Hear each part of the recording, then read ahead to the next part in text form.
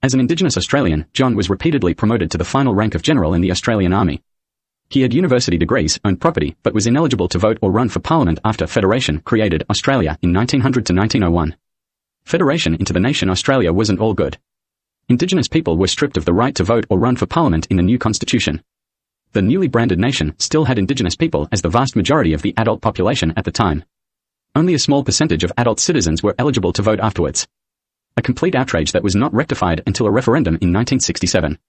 Some Indigenous people view Old Parliament House in Canberra as a symbol of that oppressive, belligerently moronic mindset. There were incessant elections and referendums with multiple questions before 1967 to annoy Indigenous people. At least the referendums were held with the elections. Rumours that all elections since 1967 have been rigged are par for the political course here to procrastinating morons who claim rigging won't stop until something more segregated and racist is in place and Indigenous people are stripped of the right to vote again. They lost that war a long time ago.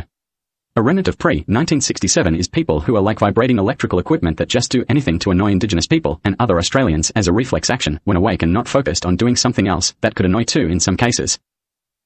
As part of Federation into the new nation of Australia, everyone born before Federation was given a new Australian birth certificate to replace the old ones. Anyone who was already officially categorised an Indigenous Australian got one mark to identify those people as Indigenous, Aboriginal. It may have been a large I in a circle, like the current symbol for information. That was done so that if it was produced as identification, it could be used to deny those people the right to enrol to vote or run for Parliament, amongst other things. Should I hang a sign instead? Those new Federation birth certificates had something to do with a spate of tens of thousands of people, mostly part Indigenous, who had their place of birth incorrectly listed on their birth certificates between World War I and World War II. My father Kevin, for example, who was General Sir John Monash grandnephew and an eligible Habsburg Duke and Lord. My father Kevin's birth certificate stated he was born in the town Trafalgar here in Gippsland. He was really born in a birthing mini-hospital in the Port Phillip Bayside suburb Street Kilda. One of the hospitals that looked like the stork out of the cartoons. General Sir John did not return from World War I until well into 1919.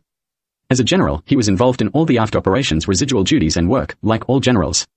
When he did finally return, there were official public welcome homes. John's brother, my great-grandfather Vicente, was still his official next of kin. Vicente attended, but did not get to spend any large amounts of time with his brother, more involved in the very large public welcome home. After he started trying to settle back in, General Sir John became seriously ill. He was single, homosexual, and placed in an empty house provided by the Australian Defence Forces and almost disappeared. He had almost nothing but his personal belongings to his name, apart from some items supplied by the Australian Army when attempting to repatriate service personnel back into the Australian society. His brother Vicente from Gippsland was one of the few people to check on his welfare after having extreme difficulty finding out an address to visit his brother at after he settled in. Vicente could not get an address to check on his brother's welfare and became quite distressed as nobody seemed to have any update on how he was doing. He tried repeatedly to get an address and was repeatedly told his brother was Indigenous, therefore not eligible to enrol to vote. Then that the electoral roll was the only place they could look to get an address, with apologies.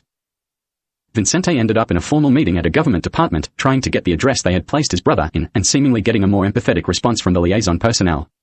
After a long sympathetic conversation, he was told they could help. Then with a nasty little pause, they said that unfortunately they would need proof that he was General Monash's brother. My great-grandfather Vicente then quietly produced from a document satchel both his and his brother John's old pre-Federation birth certificates and both newer Australian birth certificates. Then his brother John's adoption papers which changed his surname from Mussolini to Monash. His own change of name documents proving his name legally changed from Mussolini to Lingiari and the official Australian Defence Forces documents proving he was General Sir John's official next of kin, amongst other documents. He was provided with an address for a repatriation house. When he did go to investigate, he found his brother John seriously ill sitting in the lounge room of the house. His luggage with his personal belongings were open on the floor around him, with minimal evidence of food that had been eaten. He was almost completely unresponsive when trying to communicate, but physical contact helped.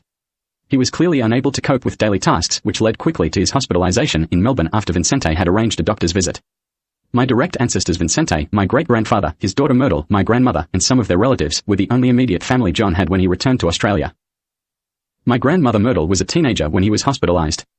Myrtle had two Indigenous parents and was naturally light-skin toned due to being albino. Unfortunately, she was illegally confiscated, or stolen if you like, from her Indigenous parents Vicente and Deborah when she was a child. There was a revolting law passed in the state of Victoria banning half-European children from being able to live at Indigenous reserves, camps, communities, and missions with their Indigenous parent. My ancestors lived in an Indigenous reserve area called Allumby, including Childless, near Yarragon in Gippsland. Myrtle was not half-European, but she had a light skin tones due to being naturally albino, so they just pretended she was half-European and took her with the rest. As a result, she had to use the unnecessary foster care adopted surname Cook when growing up. When Myrtle and her father Vincente were nursing Sir John back to health, she also got to spend a lot of time with her father Vincente when they were with John. There was a lot of hugging and crying. Myrtle helped literally spoon-feed and nurse her uncle Sir John back to health after he was hospitalized, with help from her father Vincente. General Sir John often commented she was like an angel. He needed assistance like from a carer for an extended period of time. She was often with her father Vincente when helping nurse Sir John back to health, the three of them spending a lot of time together when Sir John was recovering. Sir John eventually recovered enough to move back to Gippsland, was eventually given the job of running the new State Electricity Commission and the New Yalon open-cut lignite mine. General Sir John formed a personal sexual relationship with another homosexual man who was part Turkish, who became his partner. A small irrelevant point that intellectually deranged types pounced on for harassment purposes, as if it was some kind of post-war treachery for him to be in a sexual relationship with a man who was part Turkish after his involvement in Gallipoli. My father Kevin Webb was born to Sir John's niece Myrtle and her husband James Henry Webb the Habsburg. James was the son of Prince Sebastian Habsburg. James was an immigrant to Australia as a citizen of Austria, Hungary, and possibly Scotland via his mother. James Webb, my grandfather, was Emperor Franz Joseph I Habsburg of Österreich-Ungarn, Austria, and Hungary, grandson. Coincidentally, it was my great-great-grandfather Emperor Franz Joseph I's nephew Archduke Franz Ferdinand and his wife being assassinated by the Black Hand, a terrorism group that included Albert Einstein in Serbia that caused the first official declaration of World War I. Strange, but true. One of Einstein's younger half-siblings was involved in the assassinations, allegedly. My father Kevin was born on June 24, 1930. His mother Myrtle took him to visit her uncle Sir John on several occasions when he was an infant. He held him, spoke to him, spent time with him. Myrtle was also listed officially as a next of kin for General Sir John after she turned 18.